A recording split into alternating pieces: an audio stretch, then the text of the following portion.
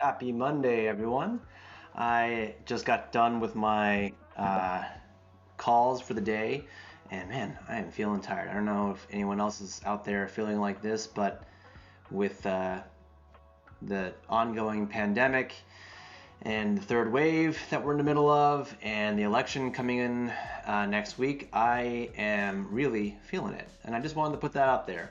And I'm guessing that some of the folks out there watching this are feeling that too. So if you're feeling like you're alone in being tired and wondering when it's all going to end, at least this current phase that we're in, just know that you're not alone. Okay, so that out of the way, I wanted to talk a little bit about something that I've been observing in some of my coaching recently, which I guess the best way I can describe it is the very common experience that we have around self-doubt. Um, so everyone experiences this, right? I mean, every human being walking the planet experiences some form of self-doubt at some point in their lives, sometimes all the time, or sometimes just rarely. What I've found is that for a lot of the founders and entrepreneurs that I work with, it is a constant presence in their lives, which makes a lot of sense, right? They're taking risks, they're going into the unknown, they're doing things that they've never done before.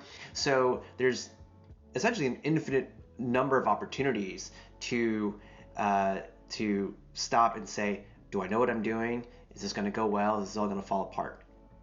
And the thing that uh, we ultimately come to when I talk to clients is understanding that when we're doubting ourselves, first of all, totally normal. There's nothing wrong with you when you're experiencing that.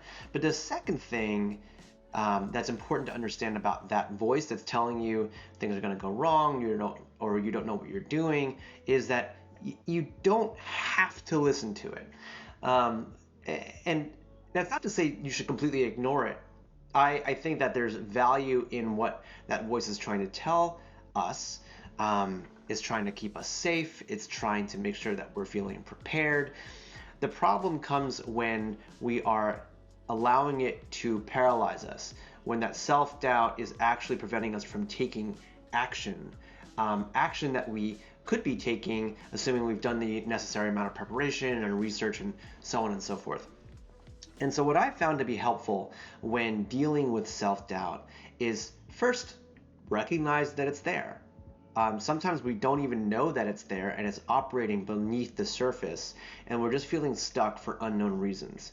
So when we are feeling stuck or when we are feeling anxious and we're finding ourselves in inaction, it might be because there is some part of us that's holding us back and doubting our abilities to move forward. So recognize the signs, recognize when you're feeling maybe a little bit of malaise or you're feeling some anxiety and fear in your body, especially when you have a long to-do list. And just ask yourself, am I feeling self-doubt? Is that what I'm experiencing right now?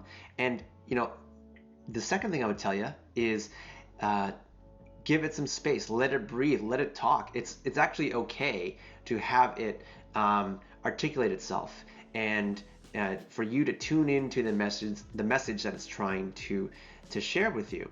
Now, again, you don't have to listen to that voice, or you don't have to listen to the entire thing.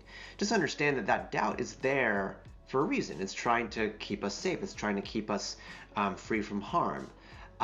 Now, one of the ways that we can keep ourselves free from harm is to not do anything at all, not to take any risks. So recognize that it is trying to help us, but it is doing so in somewhat of a clumsy way. I think a counterproductive strategy is to just reject it or to say, I shouldn't be feeling this way. But far more effective is to say, okay, cool, I see you. I'm appreciating what you're trying to do for me. This is going to be an opportunity for me to check in with myself and see what information or preparation do I need before I take action on whatever it is on my to-do list, and then go and take that action. But we don't have to put that self-doubt in the driver's seat. Generally, that voice that we're hearing, it probably formed when we were 8, 9, 10 years old. And as I've learned from my own coach, when we're listening to that doubt, what we're allowing ourselves to do is to put a child in the driver's seat of our own vehicle. So just understand, it's not about shutting it down, it's not about ignoring it, it's about appreciating what it's trying to do and then telling that voice it's going to be okay. Here are all the things that I've done to make sure that we're in the best position possible to move forward, and give it that space, give it that love.